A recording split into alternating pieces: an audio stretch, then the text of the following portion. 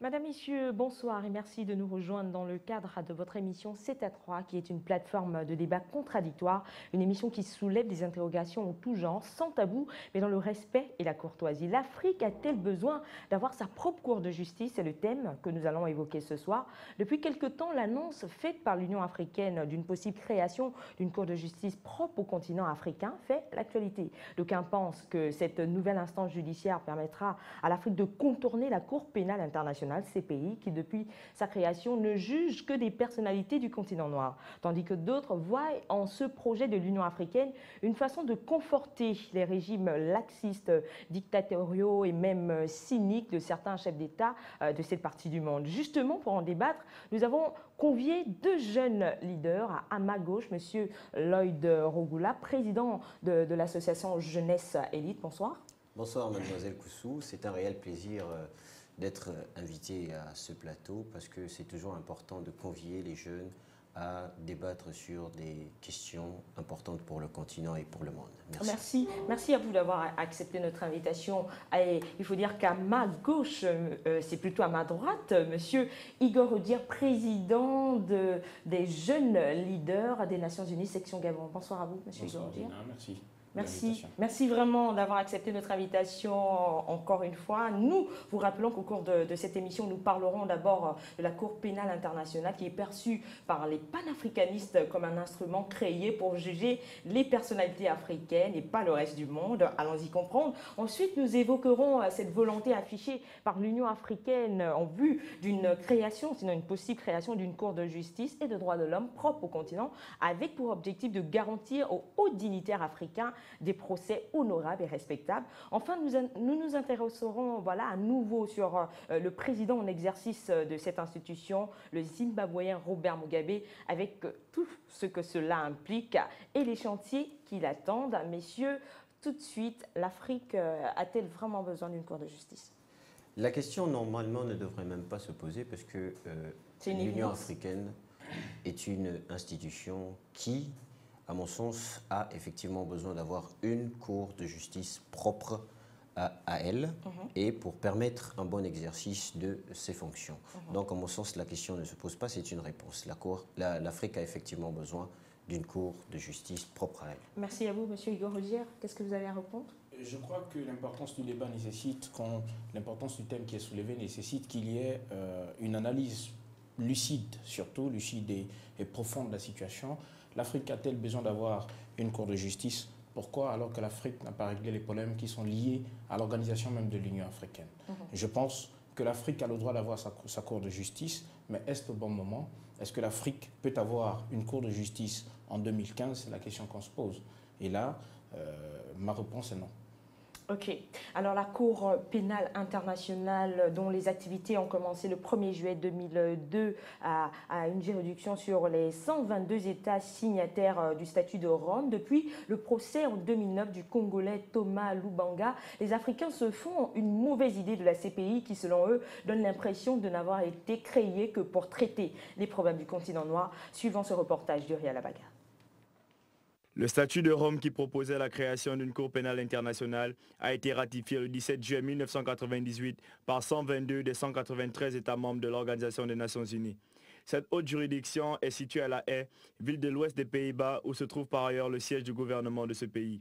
Les élections à la tête de la CPI sont ouvertes à tous les pays membres. 2 procureurs ont été élus jusqu'à présent, l'Argentin Luis Moreno Ocampo du 16 juin 2003 au 16 juin 2012 et la Gambienne Fatou Bensouda depuis la fin du mandat du magistrat sud-américain. Une Africaine donc à la tête de la Cour pénale internationale qui n'altère pourtant pas le ressentiment grandissant des Africains qui estiment que la CPI manque de partialité et ne s'intéresse qu'aux crimes commis sur le continent noir, pourtant pas le seul foyer des violences. Il faut dire que le tribunal de La Haye n'a jusqu'à présent apporté aucun démenti. Le Congolais Thomas Lubanga a été la première personne jugée par cette cour spéciale. Le procès de cet homme accusé de crimes en République démocratique du Congo a débuté le 26 janvier 2009, prenant fin par une condamnation le 14 mars 2012. À ce jour, 7 dossiers sont sur la table de Fatou Bensouda et tous sont relatifs à l'Afrique. Il s'agit de l'Ouganda, de la République démocratique du Congo, de la République centrafricaine, de la région du Darfour au Soudan, du Kenya, de la Libye et de la Côte d'Ivoire. La CPI donne l'impression de fermer volontairement les yeux sur le conflit à l'est de l'Ukraine qui a pourtant causé la mort de 5300 personnes en moins d'un an.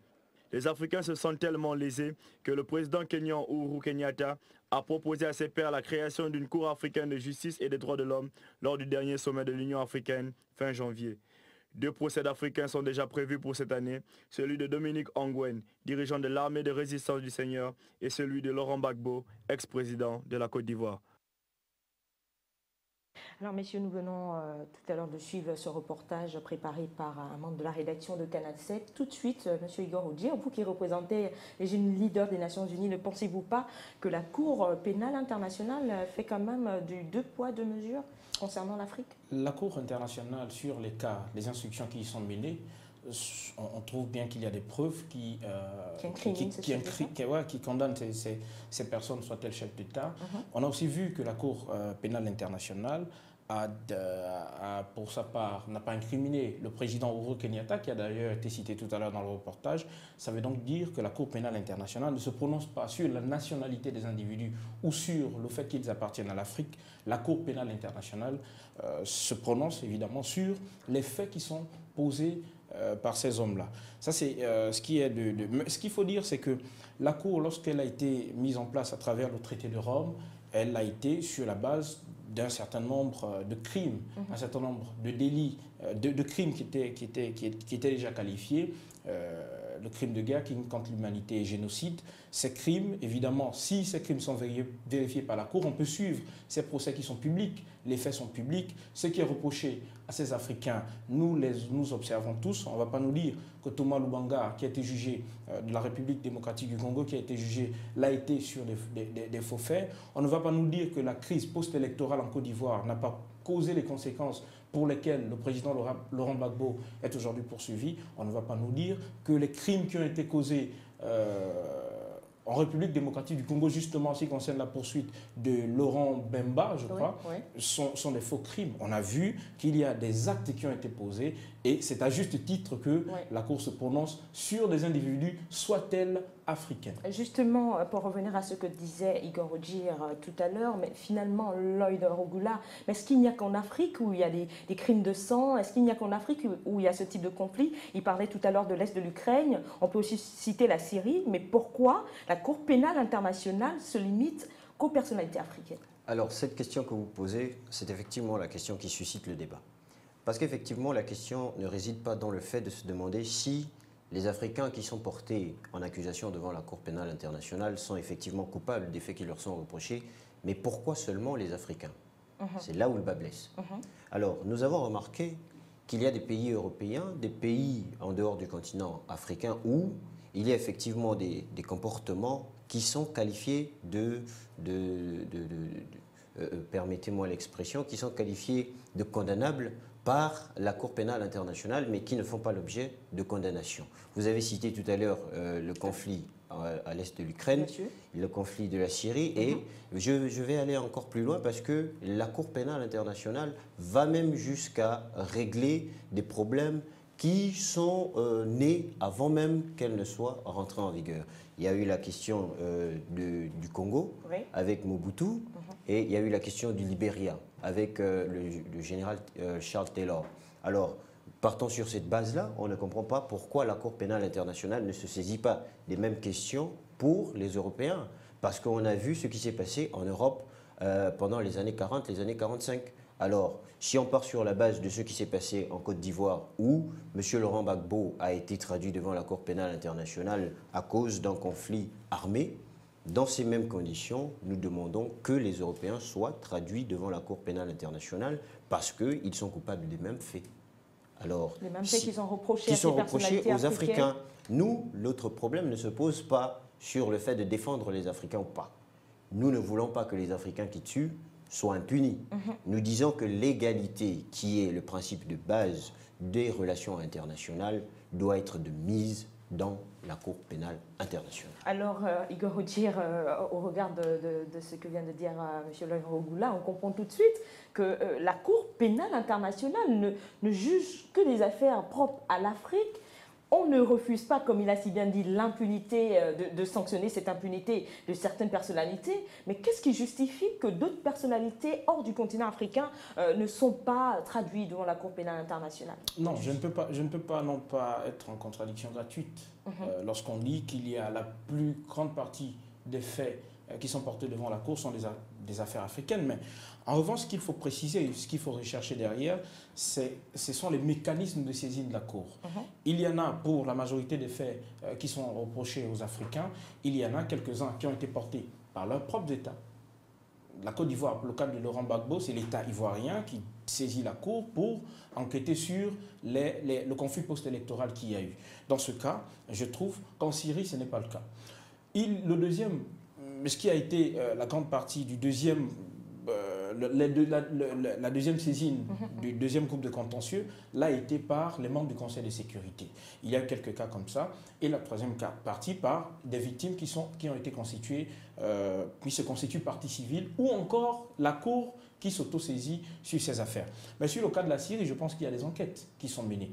Mais pourquoi Bachar al-Assad, avec son régime de Damas, continue à poser des actes négatifs sur la population sans que la Cour pénale internationale ne réagisse?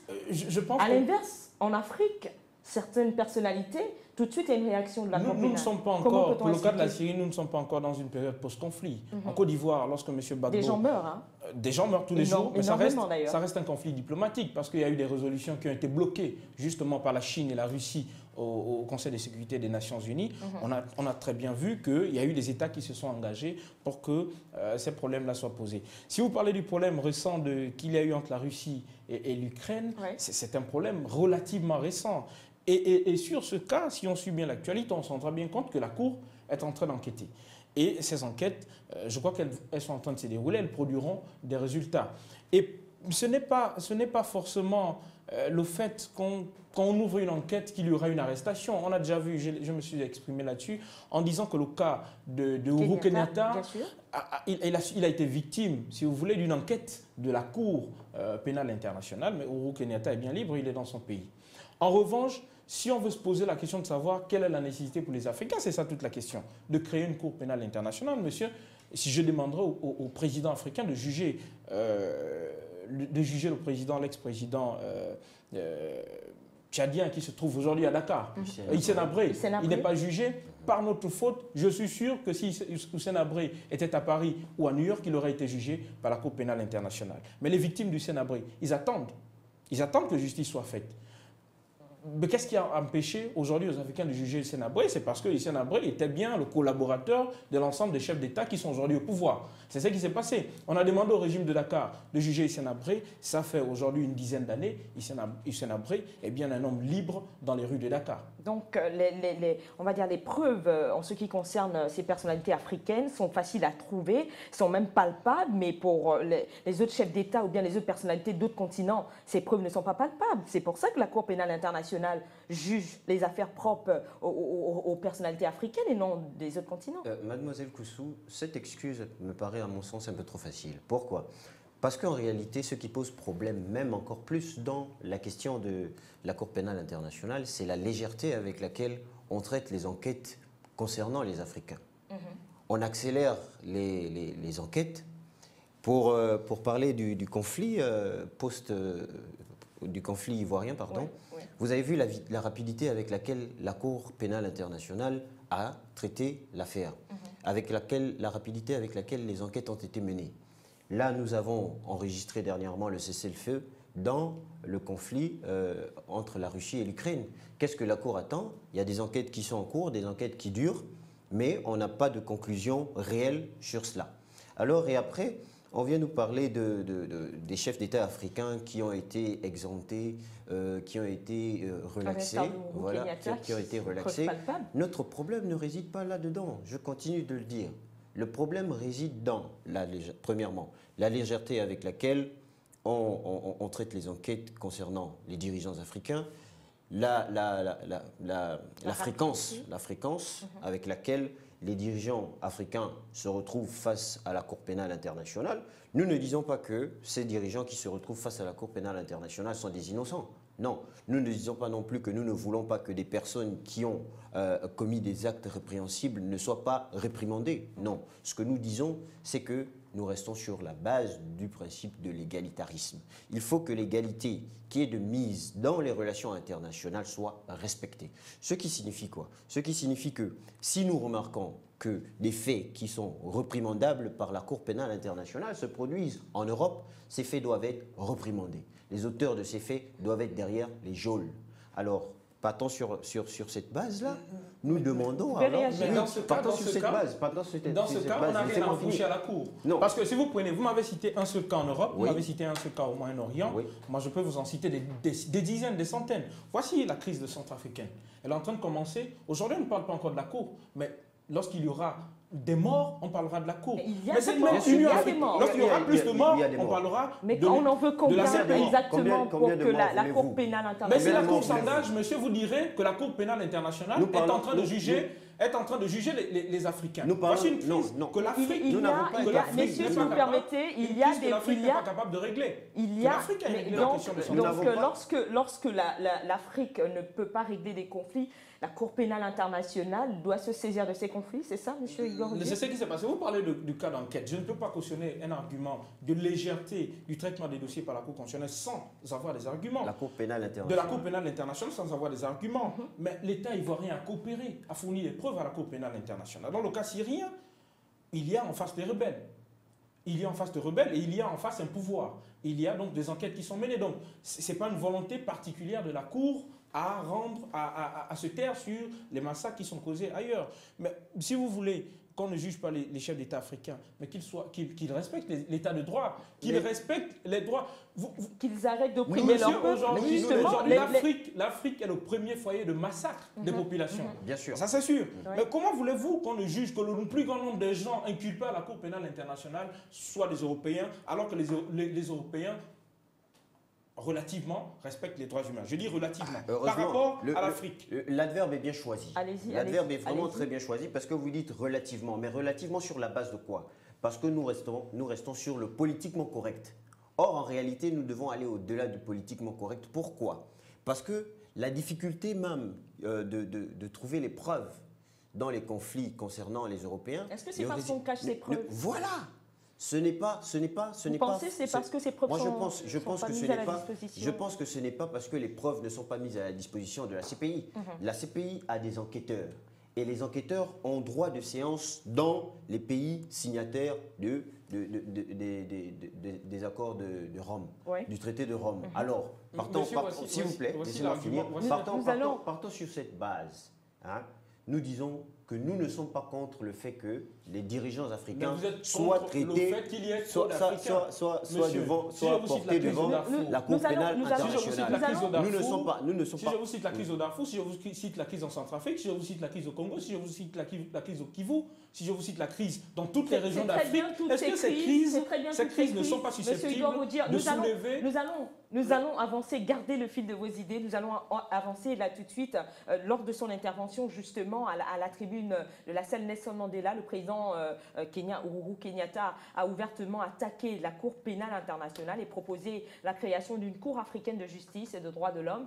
Le numéro 1 de Nairobi a reçu le soutien de ses pairs présents à ce sommet de l'Union africaine. Robert Mugabe, qui en a parlé récemment, entend organiser un vote dans les mois à venir pour confirmer la sortie des pays membres de l'Union africaine de cette Cour pénale internationale. Toute la communauté internationale a le regard tourné sur cette affaire. L'Afrique sortira-t-elle de la CPI? Quelles seront les forces et faiblesses de cette institution? Nous allons en parler là tout de suite, justement. C'est pour que vous gardiez le fil de vos idées. Alors, messieurs, est-ce que avoir une cour pénale, sinon une cour africaine de justice, c'est propice? Est-ce que le moment est propice pour l'Afrique? Une cour africaine de justice, la Cour pénale internationale, pour son cas, est l'émanation judiciaire des Nations Unies, de l'Organisation des Nations Unies. Lorsqu'on dit la Cour européenne de droits de l'homme, cette Cour européenne de droits de l'homme est l'émanation judiciaire justement de l'Union européenne qui est déjà assez structurée, qui a un programme économique, qui a un programme judiciaire, qui a des systèmes d'évaluation des droits de l'homme dans tous les États européens. Même si les personnalités africaines se sentent lésées. Aujourd'hui, est-ce que l'Union africaine est solide. Est-ce que l'Union africaine, quelle a été la position de l'Union africaine sur le cas de Kadhafi? Quelle a été la position de l'Union africaine sur les massacres en Côte d'Ivoire? Vous parlez de massacres en Côte d'Ivoire, je vais vous parler des massacres en Centrafrique qui se déroulent actuellement. Quelle est la position de l'Union africaine? L'Afrique, je pense que l'Afrique n'est pas prête parce que lorsqu'un Africain est violé dans ses droits, le seul rempart qui lui reste, c'est la Cour pénale internationale. Vous êtes en train de déplacer le problème en disant, mesdames et messieurs, nous n'irons plus à la CPI pour qu'on nous juge librement, nous nous ferons juger par nos amis. Parce que de toutes les façons, ceux qui sont présidents de la République et qui donnent des visas, même aux fonctionnaires des Nations Unies, de la Cour pénale internationale, ce sont des chefs d'État africains. Vous avez vu Bachar al-Assad. Bachar al-Assad est arrivé à Kinshasa, il est arrivé à Dakar, il n'a jamais été inquiété. Alors qu'il est poursuivi pour crimes de guerre au Darfour. À qui la faute? À qui la faute? Aux Africains. Non. Oui, la faute aux Africains, mais est-ce que nous sommes capables d'installer une cour pénale internationale, une cour africaine de justice et de droits de l'homme à Libreville et être capable de juger les chefs d'État africains qui sont pratiquement les collègues de ceux qui délivrent les visas? Alors par rapport à ces déclarations, si nous suivons votre raisonnement, M. Odjir, vous voyez bien que les soupçons portés contre la Cour pénale internationale trouvent leur fondement. Parce que la critique que vous apportez à la Cour pénale de justice et des droits de l'homme que l'Union africaine de créer, ce sont les mêmes critiques que les Africains, eux, portent à la Cour pénale internationale qui, d'après les Africains, ne juge que les Africains n'est porté à rendre justice que lorsqu'il s'agit des Africains. Mais est-ce qu'une Cour africaine de justice, je dis qu'une Monsieur Loïc-Rogula, sera autonome? Est-ce qu'elle sera autonome? Je dis que... Je veux un cas où la Cour s'est injustement prononcée vis-à-vis d'un chef d'État africain. Je vais vous dire quelque chose. Justement d'un leader africain. Je vais vous dire quelque chose. Monsieur Uhuru Kenyatta, qui a été relaxé par la Cour pénale internationale, vous ne vous interrogez pas de savoir pourquoi c'est lui qui propose la création d'une Cour africaine des droits de l'homme? Si vous voulez, je vous donne le profil de tout ce qui milite aujourd'hui pour la création de cette Cour.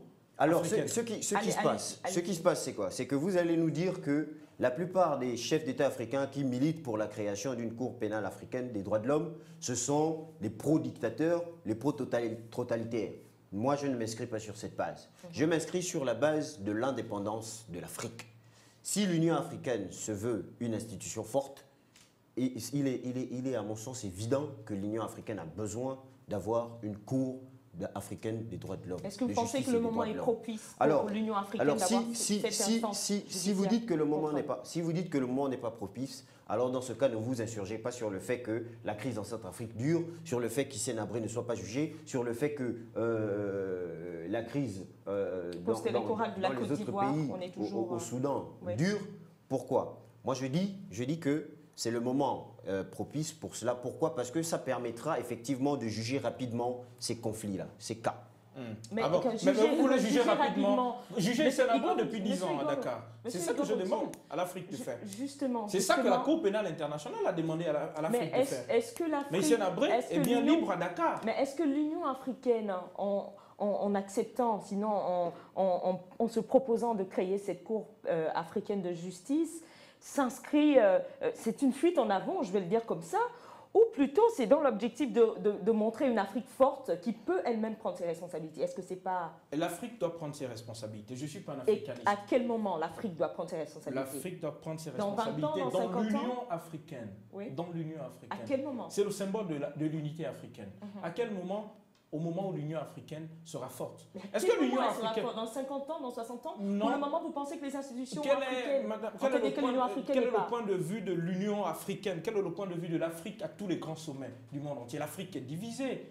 C'est dans ce contexte que vous voulez qu'on crée une cour internationale. Et puis, on a soumis le problème au vote. Déjà, le 13 le 12 et 13 octobre ou novembre de l'année passée, 2013, il a été proposé un sommet il a été organisé un sommet extraordinaire sur le même cadre, se prononcer sur le même cadre de la Cour pénale internationale par le Rwanda, le Kenya et le Soudan, je crois bien, à l'initiative de Bachar al-Assad. Mais c'est évident, à mon sens, que Bachar al-Assad, qui est poursuivi par la Cour pénale internationale, qui renie les faits qui lui sont reprochés, propose justement le retrait de son pays de la Cour pénale internationale. Je ne suis pas surpris par ça. Et donc l'Afrique suit l'exemple de Bachar al-Assad? L'Afrique suit l'exemple de Bachar al-Assad.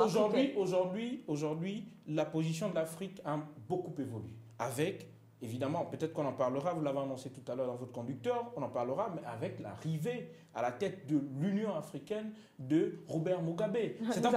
C'est un profil assez particulier pour l'Afrique et c'est un profil qui ne pouvait pas laisser le débat couler. C'est un profil qui devait forcément poser un nouveau débat et attendons de voir l'évolution de ce débat. Mais je suis satisfait parce que c'est un vote qui sera organisé et les Africains vont se prononcer là-dessus, mais je ne crois pas que beaucoup d'États voteront pour la création de cette Cour africaine de justice. Même si les Africains se sentent lésés par les décisions de la Cour pénale internationale, je vais encore revenir, M. Lodrogoula, pensez-vous réellement que l'Afrique soit prête à avoir une telle instance judiciaire? Alors, je m'inscris sur un raisonnement simple.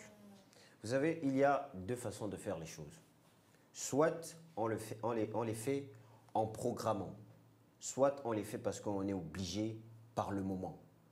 Et là, vu le moment, les événements que nous vivons, je pense que l'Afrique a le droit d'avoir sa cour pénale de justice des droits de l'homme. Pourquoi? Elle sera autonome. Même si elle va conforter les chefs d'État africains et les personnalités africaines. Elle ne va pas conforter les chefs d'État. Elle ne va pas conforter les chefs d'État. Pourquoi?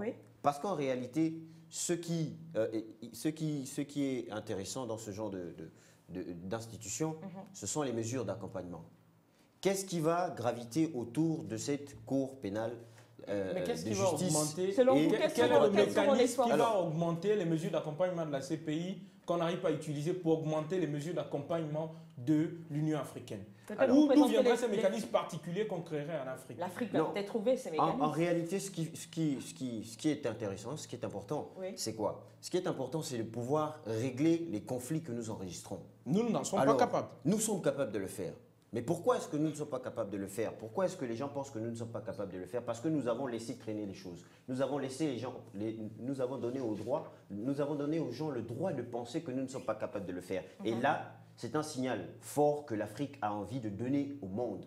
L'Afrique s'estime désormais capable de régler ses problèmes elle-même et entend montrer l'exemple.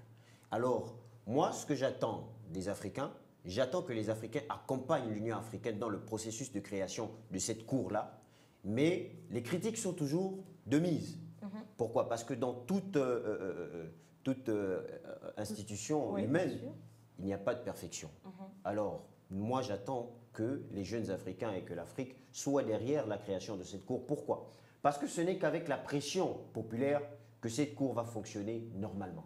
En tout cas, avec la pression populaire, je suis convaincue que l'arrivée de Robert Mugabe, il en parlait tout à l'heure, on va maintenant en parler, et puis sinon son arrivée est porteuse de bonnes choses pour le continent africain. Alors le plus vieux chef d'État africain, par ailleurs président du Zimbabwe, Robert Mugabe, a été désigné à la tête de l'Union africaine, alors que de nombreuses sanctions pèsent sur lui. Le numéro 1 zimbabwéen est attendu sur de nombreux chantiers. Suivant ce reportage, Uriel Abaga. L'Afrique du Sud soutient officiellement l'élection du Zimbabwéen Robert Mugabe à la tête de l'Union africaine. Maïté Nkoana Mashabane, la ministre des Affaires étrangères de la nation Arc-en-Ciel, s'est exprimée sur ce sujet, affirmant que Pretoria n'a pas de problème avec la nomination de Robert Mugabe. Depuis la fin du sommet de l'Union africaine fin janvier, c'est la première nation qui se déclare ouvertement favorable à la désignation du président Mugabe. Les autres pays africains gardent le silence, compte tenu du profil du personnage et certainement pour rester dans les bonnes grâces des pays occidentaux qui ont contribué à isoler Robert Mugabe et son pays depuis 2002. Le vieil homme champion du panafricanisme sera pourtant, selon toute vraisemblance, une sorte de bouclier pour l'Afrique. Il va sans dire que Robert Mugabe, qui participera pendant 1 an à plusieurs rencontres de haut niveau, luttera contre l'impérialisme des puissances occidentales. Le chef de l'État zimbabwéen a d'ailleurs averti au sortir du dernier sommet de l'Union africaine que l'Occident sera le bienvenu seulement s'il vient dans un esprit de coopération et non pas pour contrôler les pays africains ou leur manière de faire les choses. La nomination de Robert Mugabe, qui affirme depuis quelques années qu'il finirait centenaire, est extrêmement embarrassante pour les pays occidentaux et plusieurs organismes supranationaux. Fidèle à sa réputation de défenseur du panafricanisme, Robert Mugabe a affirmé, je cite, « Ce que l'Occident dira ou fera ne me concerne pas ». Fin de citation. Un chef d'État, sinon le plus vieux chef d'État africain, âgé de 91 ans, à la tête d'une institution aussi importante, M. Igor Odir, est-ce que cela ne démontre pas de la maladie dont souffre l'Afrique, c'est-à-dire qu'on porte à la tête d'une institution aussi importante un homme de 91 ans qui n'a peut-être pas tous ses moyens? Non, non, il n'y a aucun problème à cela. On voit qu'en Europe, il y a des institutions qui sont dirigées d'ailleurs par de grands sages, par des hommes d'expérience et par des grands hommes. Mais il faut plutôt s'interroger sur les orientations politiques, les orientations économiques du Zimbabwe en tant qu'exemple, parce que c'est le Zimbabwe qui va désormais mener la politique africaine en tant que nouvelle capitale de l'Afrique. S'interroger sur ça, mais aussi s'interroger sur les grands chantiers qui attendent le nouveau président. Ce qu'il faut d'abord dire, c'est que l'Afrique a fait son choix, c'est bien le président. Mais quel signal l'Afrique veut-elle envoyer en désignant Robert Mugabe? L'Afrique, je crois que c'est à juste titre. Mugabe, quand même, à cause des questions diplomatiques, aujourd'hui, la position de la SADC dans l'Union africaine, on a bien vu que lors d'une confrontation, ce n'était peut-être pas une confrontation CEMAC-SADC, mais c'en était une, avec l'élection de Mme Zuma à la tête de l'Union africaine. C'était une victoire diplomatique, même si...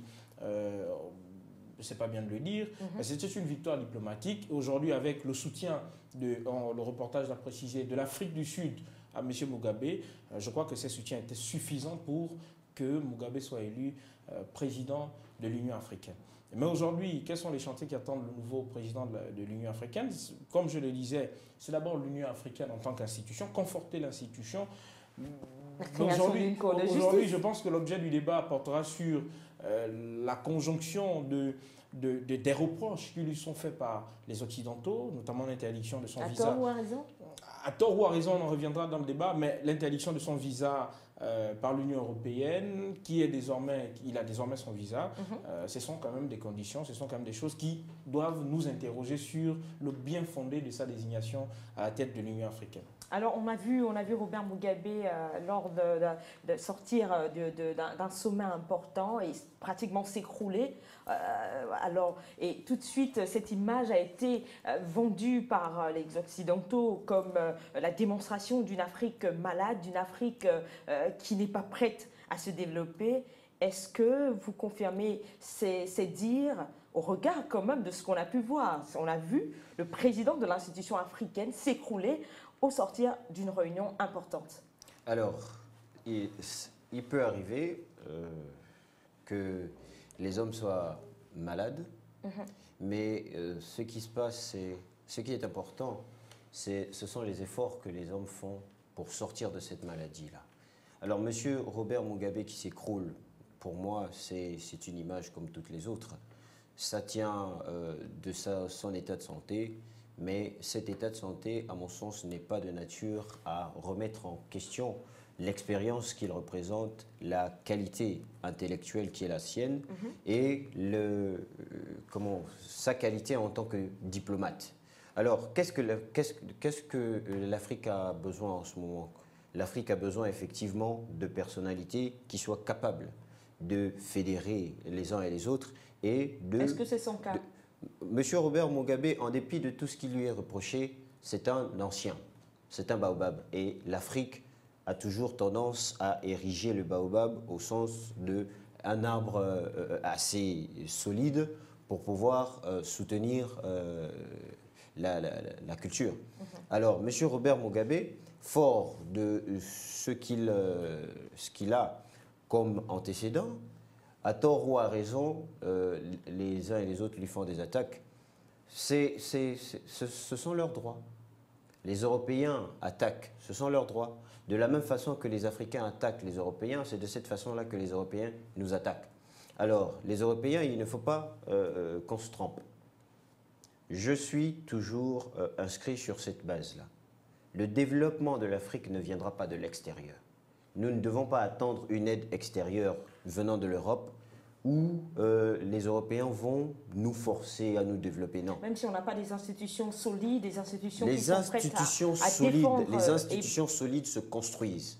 Elles ne se construisent pas seulement en termes de bâtiments, mais elles se construisent aussi en termes d'hommes.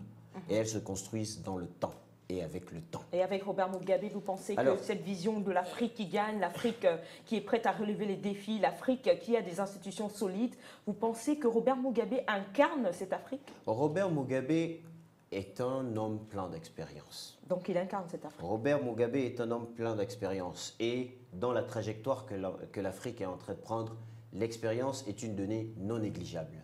Bien sûr, cette expérience sera soutenue par des hommes forts. Mais l'expérience de Robert Mugabe est une donnée essentielle pour le développement de l'Union africaine et de l'Afrique en général. Vous pouvez réagir, allez-y. Alors, le profil de M. Mugabe est un profil rare, est un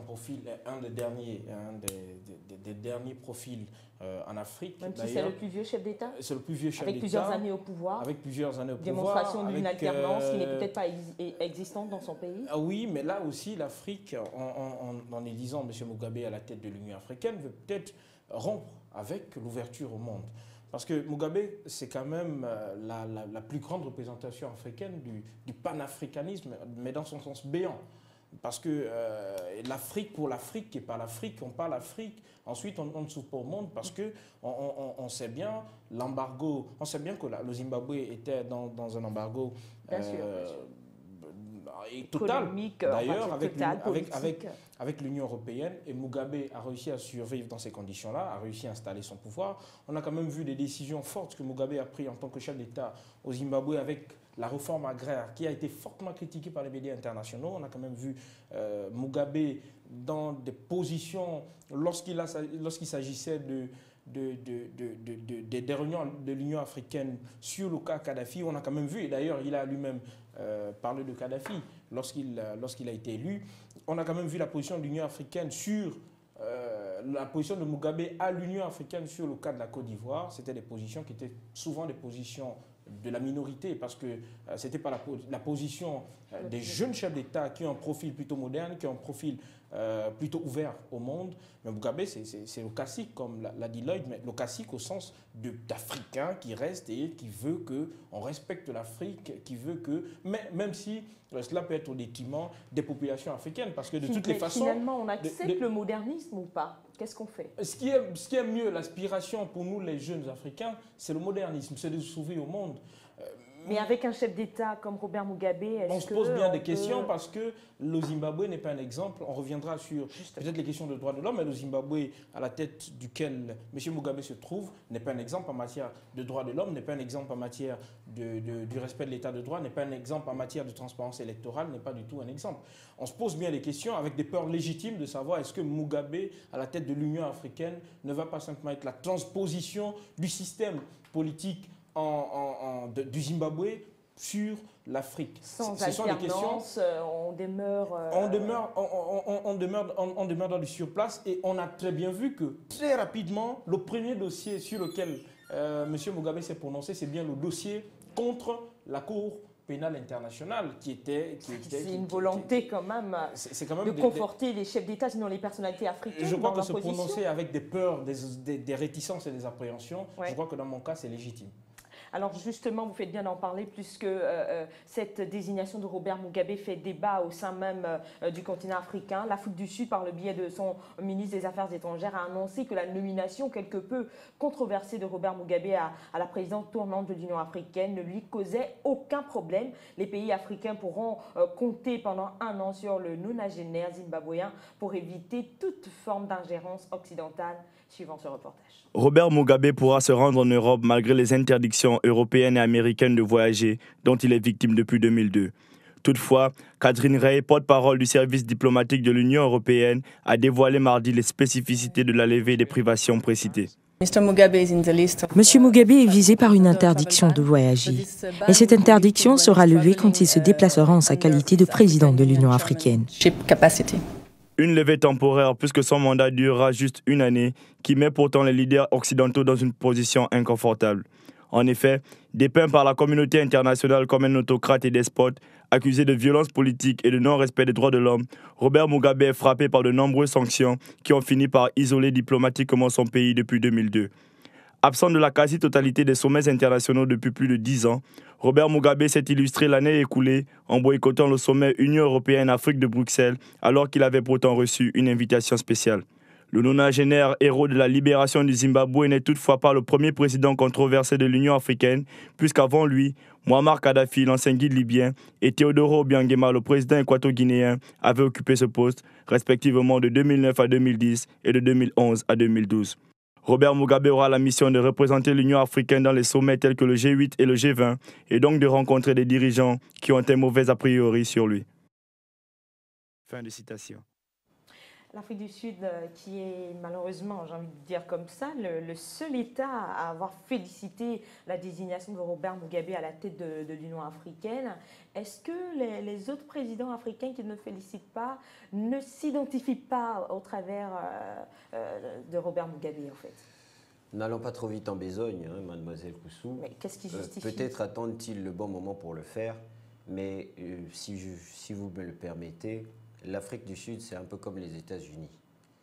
En Afrique, l'Afrique du Sud, c'est l'un des pays les plus développés, l'un des pays les plus démocratiques et l'un des pays où on a vu naître le plus grand nombre de figures politiques. Alors, avoir le soutien de l'Afrique du Sud, c'est comme avoir le soutien des États-Unis. Lorsque vous avez le soutien de l'Afrique du Sud, sans aller trop loin, je peux me dire que c'est presque suffisant. Mais Kadhafi a eu le soutien de l'Afrique du Sud, oui. Ça l'a mené où ça Kadhafi a eu le soutien de l'Afrique du Sud. Kadhafi a eu le soutien de l'Afrique du Sud, mais le problème de Kadhafi, ce n'était pas l'Afrique. Le problème de Kadhafi, c'était l'Occident. Maintenant, il faut que nous revenions sur quelque chose. Les autres pays vont féliciter en temps voulu, en temps opportun. Ils ne sont pas encore prêts à le faire. Peut-être cherchent-ils la bonne méthode pour le faire. Je ne sais rien là-dessus, mais je sais qu'ils vont le faire. Alors, pour revenir sur le plan spécifique de M. Robert Mugabe, qui est quelque peu identifiable à celui de Kadhafi, c'est que tous deux veulent que l'Afrique soit forte. Tous deux voulaient que, comme M. Kadhafi, M. Robert Mugabe veut que l'Afrique ne se laisse pas marginaliser par l'Occident. Et si nous parlons de modernisme et de mondialisation, il faut être fort dans le jeu de la mondialisation pour ne pas se laisser taper dessus et pour ne pas se laisser marcher dessus. Alors partant sur cette base-là, moi je dis que Robert Mugabe est celui qu'il faut à l'Afrique. Pourquoi? Parce qu'il faut qu'il impulse une dynamique qui va dans le sens de rester solide. Mais quand on sait que de nombreux pays africains sont liés par à l'Occident à cause de nombreux intérêts. C'est peut-être la raison pour laquelle les autres ne se sont pas encore. Mais est-ce que vous pensez que les autres vont se prononcer?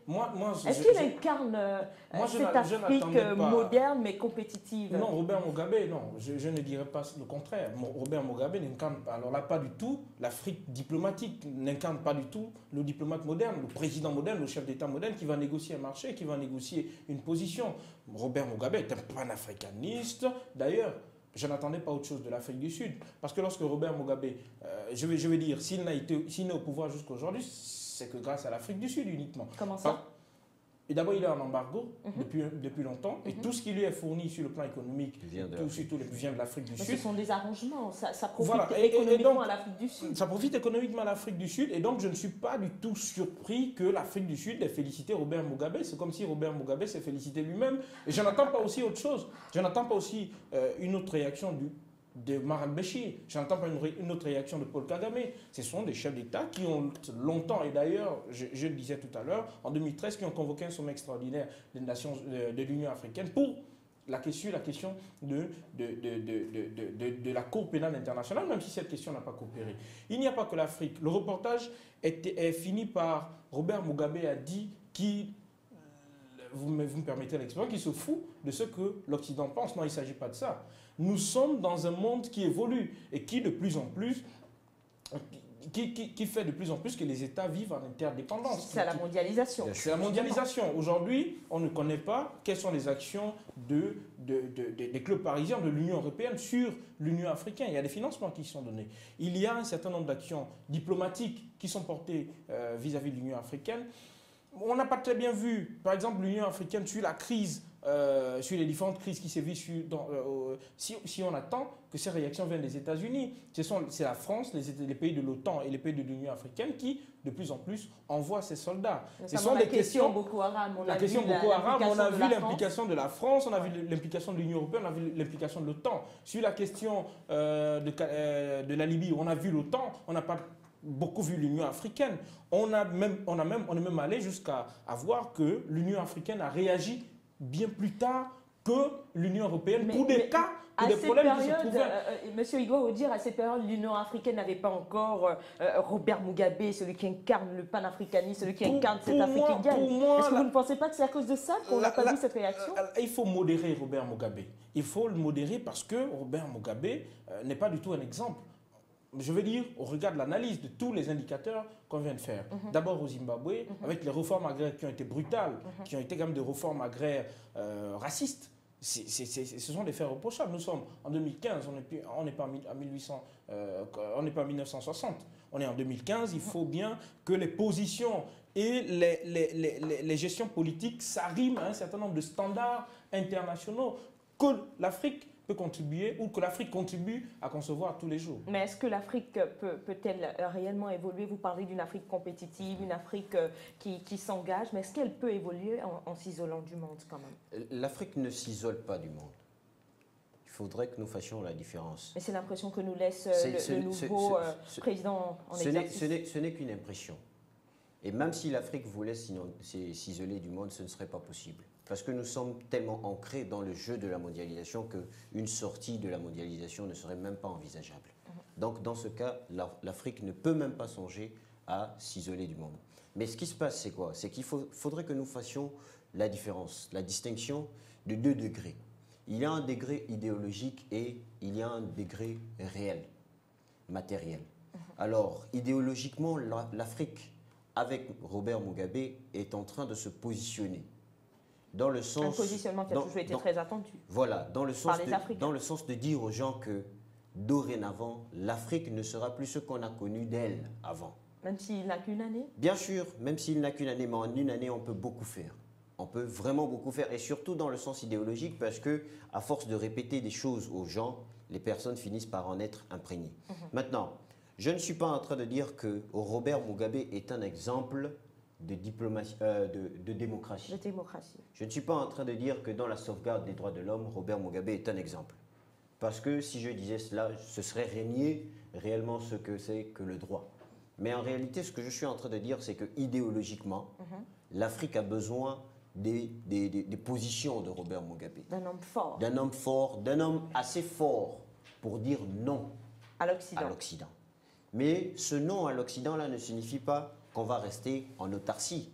Ça signifie simplement que nous voulons collaborer avec vous, mais dorénavant, nous voulons collaborer à notre façon. Nous ne voulons pas collaborer en étant simplement la main tendue qui demande. Nous voulons collaborer sur des bases égalitaires, du donner et du recevoir. Et des bases égalitaires dont parle M. Longoula, ça passe naturellement par une instauration d'une cour africaine de justice. Est-ce que vous partagez ce point de vue? Non. Une cour africaine de justice, vous connaissez mon point de vue sur la question. C'est la démonstration de l'indépendance du continent africain. Oui, une cour africaine de justice, mais pas en ce moment, parce que les problèmes des Africains. Vous savez, aujourd'hui, la Cour africaine, la Cour pénale internationale est la seule satisfaction des populations africaines lorsque leurs droits sont violés. Ils se disent au moins, même si on est matraqué ici, on est au moins sûr que la communauté internationale interviendra pour faire justice. Et le mécanisme international, c'est la Cour pénale internationale. Vous voulez dire, nous sortons les 34 États membres de la Cour pénale internationale, les 34 Africains membres de la Cour pénale internationale, sortent de la Cour pénale internationale et font une cour à eux. Ce qui va se passer, on s'y attend bien. C'est rare. Et cette position, c'est les positions idéologiques dont parlait Lloyd, vont être transférées dans le droit. C'est ce qui se passe aujourd'hui au Sénégal. Le Sénégal qui n'a pas jugé, je ne veux pas dire qu'il est incapable, mais qui n'a pas jugé Hissène Habré.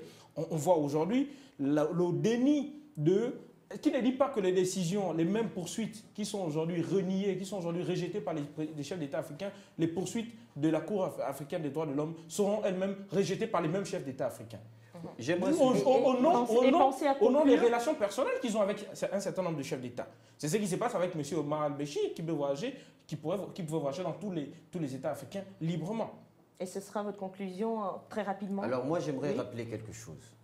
De la même façon, et c'est là où moi je porte ma critique, de la même façon que l'Union européenne a une Cour européenne des droits de l'homme tout en étant partie à la CPI, l'Afrique n'est pas obligée de sortir de la CPI. Mais il s'agit de ça pour M. Mugabe. Oui. Il s'agit de ça pour M. Je rappelle que nous sommes en train d'aller à la fin de cette émission. Allez-y. C'est ça ma conclusion, c'est ça ma contribution au débat. Oui. Je dis que de la même façon que l'Union européenne a une Cour européenne des droits de l'homme tout en étant partie à la CPI, l'Afrique n'est pas obligée de sortir de la CPI pour avoir sa Cour africaine des droits de l'homme. Alors, j'aimerais interpeller les chefs d'État africains sur la question en leur demandant de voter contre la sortie de l'Afrique de la Cour pénale internationale, mais de voter pour la création d'une Cour africaine de justice des droits de l'homme. Parce que c'est possible de cohabiter dans ces conditions-là. Très rapidement, c'est bon? Non, rien à dire, simplement exprimer ma satisfaction psychologique de ce que la démarche entamée par M. Mugabe pourrait ne pas prospérer. Et simplement aussi exprimer une deuxième satisfaction psychologique de ce que l'Afrique ne sort pas de la Cour pénale internationale. Que deviendront les populations africaines? C'est ça ma conclusion. Merci à vous, merci messieurs. C'est la fin de votre émission. C'est à 3 axé sur le thème « L'Afrique a-t-elle besoin de sa propre cour de justice ?» Ce débat peut continuer dans vos maisons et sur notre page Facebook /7à3. À ma gauche, M. Lloyd Rogula, le président de l'association Jeunesse Élite. Et à ma droite, M. Igor Udir, le président des jeunes leaders des Nations Unies, section Gabon. Merci, messieurs, d'avoir accepté notre invitation. Je vous rappelle que vous pouvez suivre cette émission sur le site de votre chaîne panafricaine www.canal7enlet.com. Merci de nous avoir suivis. Bonsoir.